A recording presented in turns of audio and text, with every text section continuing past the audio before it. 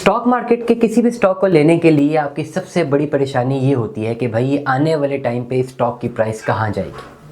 अगर मैं आपका ये मसला हल कर दूं तो मेरा नाम तैयब है और मैं क्वांटिटेटिव डाटा एनालिसिस का एक्सपर्ट हूं। किसी भी कंपनी के पास्ट 5 साल डाटा से ये पता लगाया जा सकता है through different tools and through accurate data analysis कि आने वाले 5 सालों में इसके स्टॉक की क्या प्राइसेस होंगे। अगर आप भी ऐसी कोई भी रिसर्च करवाना चाहते हैं व्हाट्सएप करें, हम आपको बेहतर रहनुमाई फराहम करेंगे।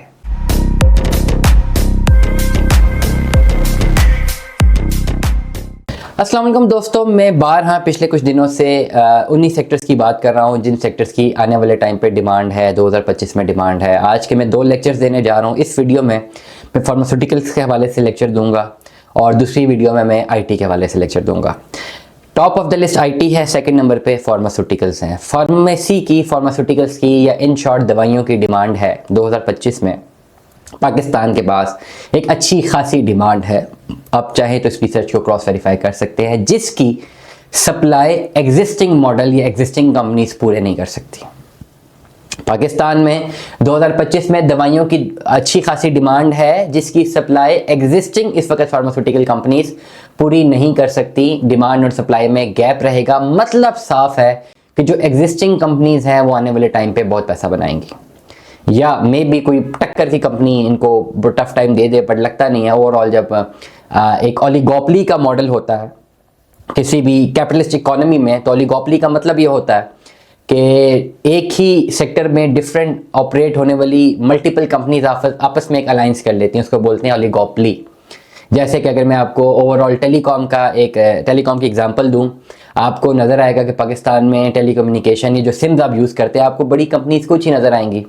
जैज़ नज़र आ रहा है, यूफोन नज़र आ रहा है, जोंग नज़र आ रहा है। आपको ओवरऑल 1-2 कंपनीज अगर मैं भूल गया हूँ, 3-4 कंपनी से ज़्यादा आपको नज़र नहीं आएंगी। जो क्या ओवरऑल इतना बड़ा हुजम है, 24-25 करोड़ की आबादी है, हर बंदे के नाम पे 5-5 सिमें तक अलाउड है, इंटरनेट की इतनी ज़्यादा डिमांड है, तो क्या टेलीकॉम की कंपनीज नहीं आ सकती हैं। लेकिन होता ही है कि कैपिटलिस्ट इकोनॉमी में एक टर्मिनोलॉजी यूज़ की जाती है ओलिगोपोली की, जो कि बड़े मेन की प्लेयर्स हैं। वो आपस में एक दूसरे के कॉम्पिटिटर्स तो होते हैं, लेकिन ओवरऑल मार्केट की जो कैपिटलाइजेशन होती है, जो मार्केट कैप्चर की होती है, उसमें उनके बड़े स्ट्रॉन्ग अलायंस होते हैं, जिसकी वजह से कोई नया कॉम्पिटिटर उनको टफ टाइम नहीं दे सकता।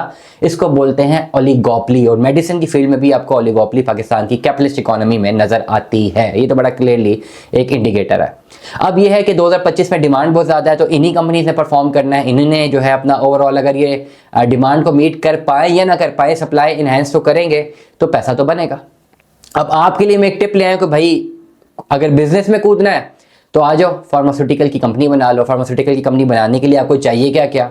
एक इंडस्ट्रियल एरिया में आपको प्लॉट चाहिए, कम से कम मिनिमम 10 से 12 मरले का, या रेंट पे लें या ओवरऑल रेंट पे कोई जगह लें, या इंडस्ट्रियल एरिया हो, अच्छी खासी उसकी कॉस्ट है।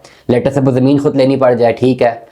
फिर आपने उसके ऊपर फैक्ट्री तैयार करनी है, फिर R&D पे खर्चा करना है, फिर ड्रग रेगुलेटरी अथॉरिटी पाकिस्तान से अपनी मेडिसिन को अप्रूव करवाना है, फिर आपके पास डी फार्मा वाले होने चाहिए आपके पास। आपको कमोबेश 27 से 28 इदारों से अपनी जो है सर्टिफिकेशंस करवानी है।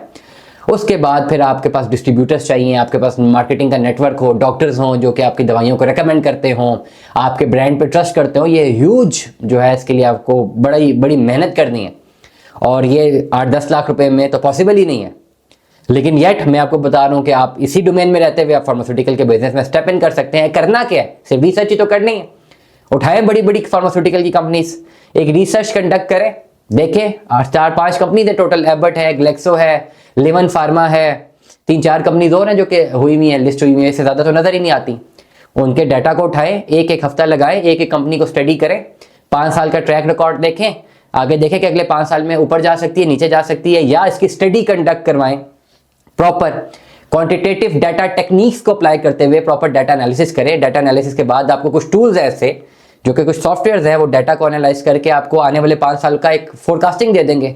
लॉक करें अपनी कंपनी उतना पैसा जितना पैसा आपने रखा हुआ है कि जी मैंने अपनी कंपनी बनानी है, आप आ जाए फार्मास्यूटिकल कंपनी में, आप इनकी किसी भी बड़ी कंपनी में से किसी के शेयर्स बाय कर लें, उनको होल्ड ऑन करें और अपना टाइम फ्रेम रखें कि भी साल का है, 2 साल का, 3 साल का। उससे पहले आपकी स्टडी कंप्लीट होगी, आपको पता होगा कि आने वाले 1 साल में, 2 साल में आप कितना इनहेंस कर सकते हैं, कितना डिक्लाइन की तरफ जा सकते हैं अगर आपने स्टडी अच्छी की होगी। तो ओवरऑल एक ये तरीका और ये मैकेनिज्म भी है किसी बिजनेस में डायरेक्टली और इनडायरेक्टली आने का, बजाय ये कि हर बिजनेस आप खुद करें। लेकिन एक बात तो बड़ी शॉर्ट है कि 2025 में आपके पास ओवरऑल मेडिसिन की बहुत डिमांड है। पाकिस्तान में मौजूदा कंपनी शॉर्ट प्रॉफिट बनाएंगे, 2024 में भी इन कंपनी से बहुत प्रॉफिट बनाया है। आप खाली अपनी रिसर्च तो देखें, लिमन फार्मा को देखें कि इसने कितना प्रॉफिट बनाया 1 साल के अंदर अंदर। 16 रुपए से शेयर जाके इसका इस वक्त 94-95 रुपए तक गया हुआ है अप्रॉक्सीमेटली।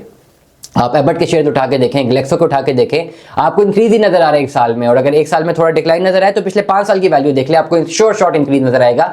ये होती हैं स्मार्ट इन्वेस्टमेंट्स। में हमेशा बात करता हूं स्मार्ट इन्वेस्टमेंट्स को हमेशा फॉलो किया करें। आप किसी भी बड़ी कंपनी की research on the basis of their data analysis करवाना चाहते हैं, अब हमसे हमें व्हाट्सएप कर सकते हैं। अगर आपने उसमें अपनी इन्वेस्टमेंट करनी है 1 मिलियन से ज्यादा, तो पहले आप अपनी रिसर्च करें, रिसर्च करवाएं, उसके कुछ फैक्ट्स एंड फिगर्स देखें, आने वाले टाइम की फोरकास्टिंग देखें और फिर अपना पैसा उसमें डालें। दुआ में याद रखिएगा, अपना बहुत सारा ख्याल रखिएगा। स्टे ट्यून में 10 अल्लाह हाफिज़।